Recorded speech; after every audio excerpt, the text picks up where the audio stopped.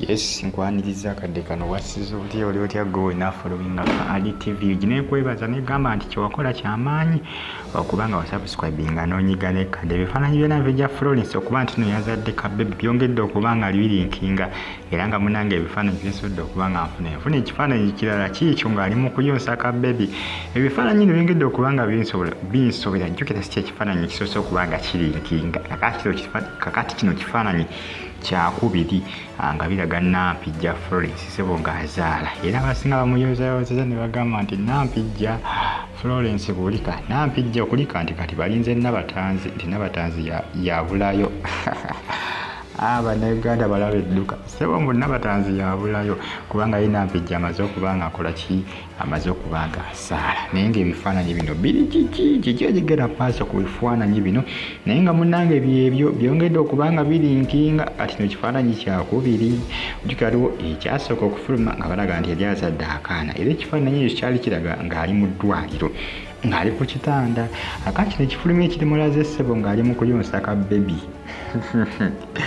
nga Ssebo ali mu kuyonsa kabbebi ng'era kali ku bbeere onampulirira embaga naye nga byo byongedde okuba nga birinkinga naye nga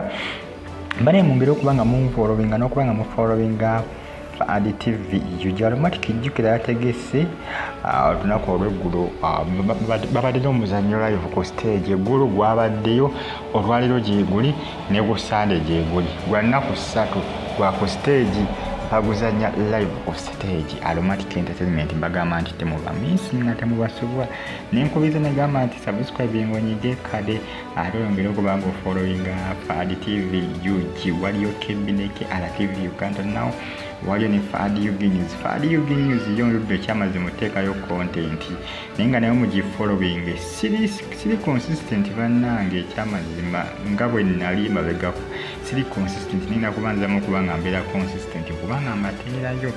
naye nga kyolina okola ku just followinga ate subscribing onyige kade nkwebaza era nakyo kisinzira okuba nga ogifollowinga anti eno bagita ADTV Nampijja Florence emunnange ebifaananyi byongedde okuba nga birinkinga ebya bebi omugambo batansidde ogusala nti omwana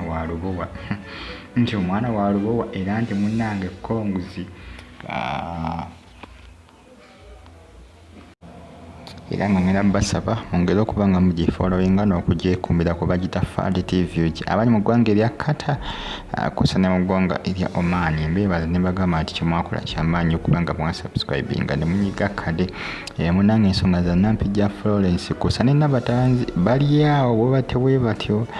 abasinga taasa okuba nga bagamba nti Nabatanzi Nampijja akusingira wala kubanga ye wona azadde gonaazaala ddi gonaazaala nabagamba nti buli muntu aba ne pulaani ye munnange obulamu bwe engeri gyagenda okuba nga abutambuza si buli muntu talina kuzaalira ku myaka buli muntu gyazaaliramu eri abagenda ozaalira ku myaka 3 eri abagenda ozaalira ku myaka 4 si buli muntu aba ne pulaani ye n'emyaka gyagenda okuba nga akola ki gyagenda okuba nga azaalirako naye nga mwongere okuba nga mugifollowinga n'okuba nga mugyekubira ku bagita ADTV UG naye nga ebifaananyi byebyo munnange ebifaananyi ebya Nabatanzi Nampijja Florence kubanga ati yazadde kabbebi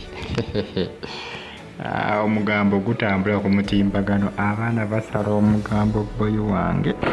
naye nga akafaananyi sike kasoose kano kafaananyi kakubiri